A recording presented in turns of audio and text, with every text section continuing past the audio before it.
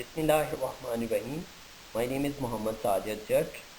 Today I am going to teach you how to change a direct speech into indirect speech. Direct speech. Why were you absent? Said the teacher. The head teacher is very angry with you.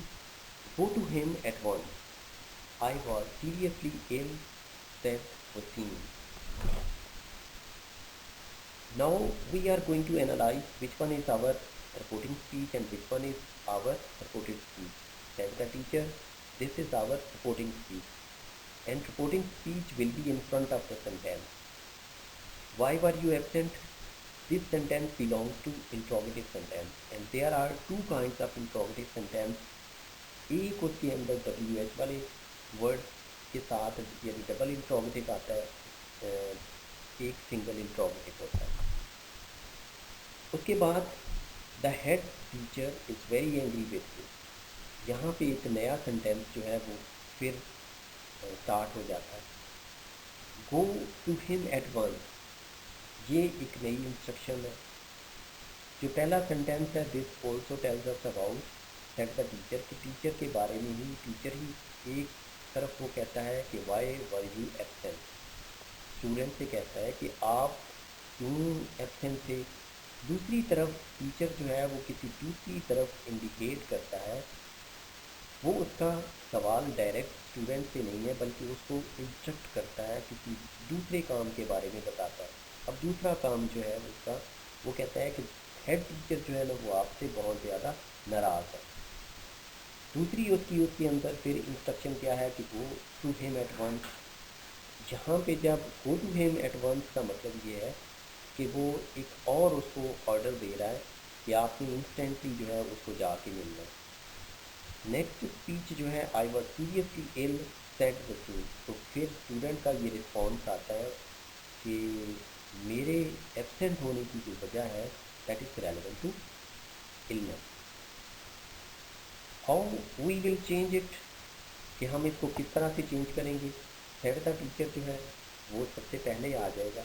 The teacher आप आ जाएगा. उसके बाद commerce की जगह पे हम normal sentence के अंदर दैट लगाते हैं. लेकिन यहाँ पे हम जो इंट्रोगेटिव सेंटेंस है, जब उसका रूल फॉलो करेंगे तो हम WH वाला वर्ड जो है वो कॉमर्स की जगह पे लगा दें.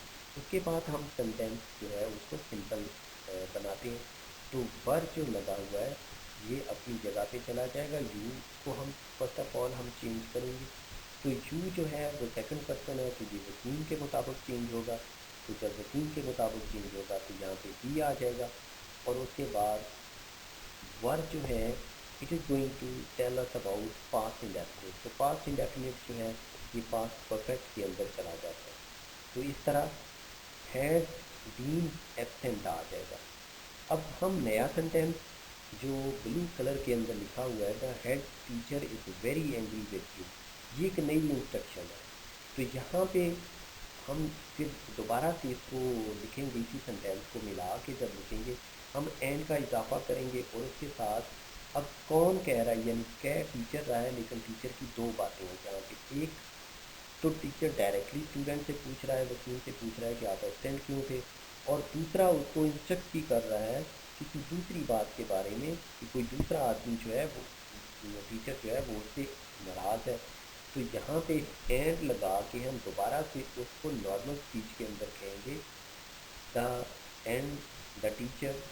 टीचर का लफ्ज़ हम पहले इस्तेमाल कर चुके हैं, लिहाजा हमें वो इस्तेमाल करने की ज़रूरत नहीं. And told him. तो अब चूँकि ये नॉर्मल सेंटेंस है तो जब हम टोल्ड हिम लगाएंगे तो उसके बाद दैट का इजाफा करेंगे.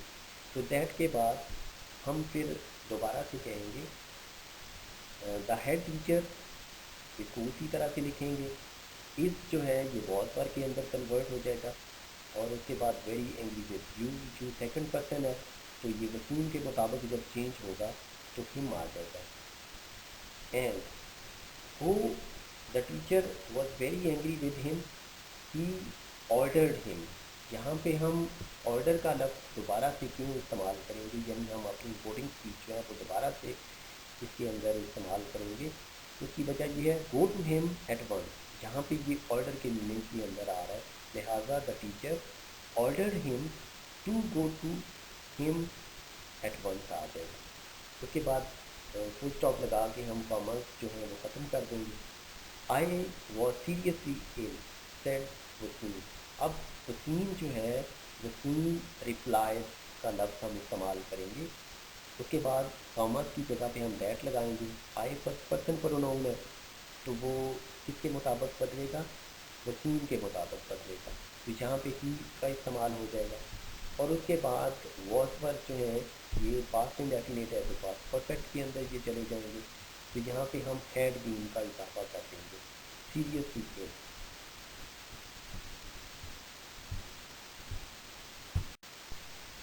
Direct speech. The teacher asked Wasim why he had been absent. जब हम अपने पहली रिपोर्टिंग स्पीच को लेते हैं और रिपोर्टेड स्पीच को लेते हैं, तो द टीचर सेड की बजाय हमने यहाँ पे आस्क का वर्ड इसलिए इस्तेमाल किया because it belongs to interrogative sentence. तो जब इंट्रोगेटिव सेंटेंस है तो वो दो किस्म के होते हैं, एक WH वाला और एक सिंगल इंट्रोगेटिव होते हैं। तो यहाँ पे वाई का लफ्ज़ आ गया तो ये डबल इंट्रोगेटिव था, लिहाजा हमने क्या किया कि अपनी रिपोर्टिंग स्पीच जो है उसको आप के अंदर चेंज किया। वसीम का लफ्ज़ यहाँ पे मेंशन नहीं था, तो हमने वो वसीम का लफ्ज़ जो है, हमें पता चल गया कि एट द एंड वसीम लड़का जो है वो हम रिस्पॉन्स दे रहा है, तो हमने ऑब्जेक्ट की जगह पे वसीम को हमने इस्तेमाल किया इसके लिए।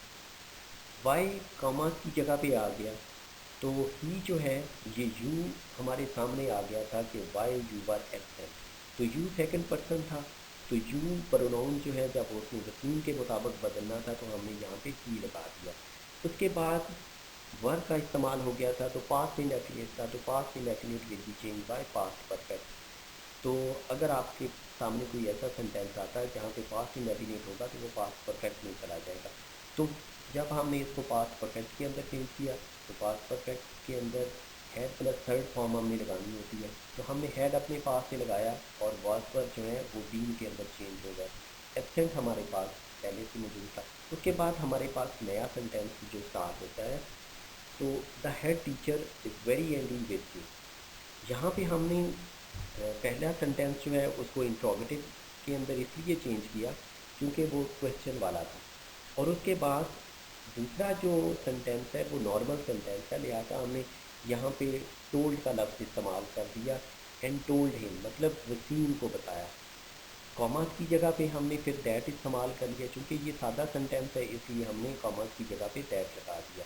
तो वाई हमने पिछले सेंटेंस के अंदर इसलिए लगाया था because that sentence was relevant to interrogative sentence. तो इंट्रोगेटिव के अंदर या हम इफ़ लगाते हैं या WH वाला वर्ड जो है ना वो इस्तेमाल करते हैं। तो यहाँ पे हमने दैट इसलिए इस्तेमाल किया क्योंकि ये सादा था और कॉमर्स की जगह पे हमने दैट का इस्तेमाल किया। उसके बाद the head teacher was very angry, तो head teacher was very angry, यहाँ पे इस लगा हुआ था हमारी डायरेक्ट स्पीच के अंदर।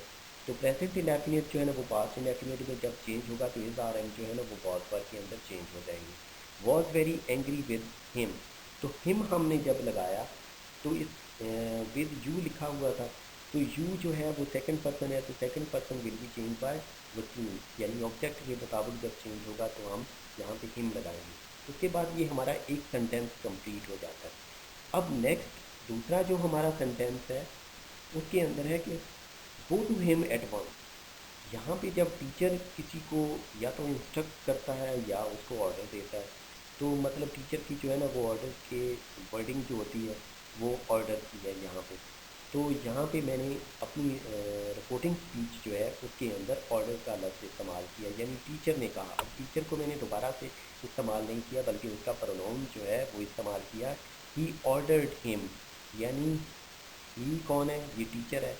ऑर्डर टीचर ने किया, किसको किया, वसीम को, तो वसीम का नाम दूसरी दफ़ा मैंने इस्तेमाल नहीं किया बल्कि उसकी जगह पे हिम का इस्तेमाल कर दिया। उसके बाद जो आपके इंट्रोगेटिव इम्पेरेटिव सेंटेंसेस होते हैं तो उनके अंदर हम कॉमास की जगह पे टू लगाते हैं।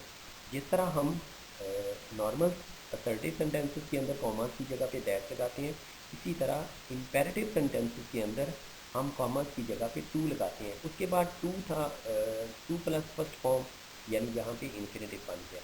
टू हिम एट, हिम जो है वो हमने प्रोनाउन जब चेंज किया तो सेकंड पर्सन था, go to him at once.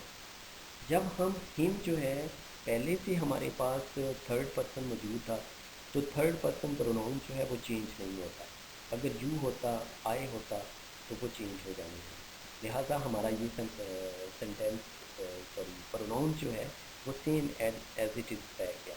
उसके बाद हमारा नया सेंटेंस स्टार्ट होता है, वसीम रिप्लाइड। तो अब वसीम जो है वो टीचर को रिप्लाई कर रहा है, तो वसीम रिप्लाइड दैट। अब ये सादा सेंटेंस है, तो इसके अंदर हमने कॉमर्स की जगह पे दैट लगा दिया। He had been seriously ill. तो हमारा जो ओरिजिनल सेंटेंस था, तो उसके अंदर वसीम ने कहा था कि आई वॉज सीरियसली इल। तो वॉज वर्ड का इस्तेमाल था। तो वॉज वर्ड का मतलब ये होता है कि ये पास्ट इंडेफिनिट है, तो past indefinite will be change bye past perfect. जिस तरह हमने ऊपर वाला सेंटेंस जो है वो चेंज किया, उसी तरह हम इसको भी चेंज कर देंगे।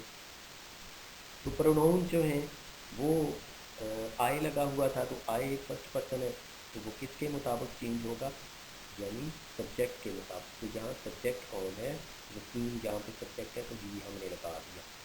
तो अब यहाँ पे हैड बीन जब आएगा, तो हैड बीन का मतलब ये है कि वॉज वर्क है, तो was work will be change bye past perfect. Had जो है ये हेल्पिंग वर्ब है पास्ट परफेक्ट का। बीन हमने वॉज वर्क की थर्ड फॉर्म लगा दी। सीरियसली इल, तो ये इस तरह से चेंज होगा।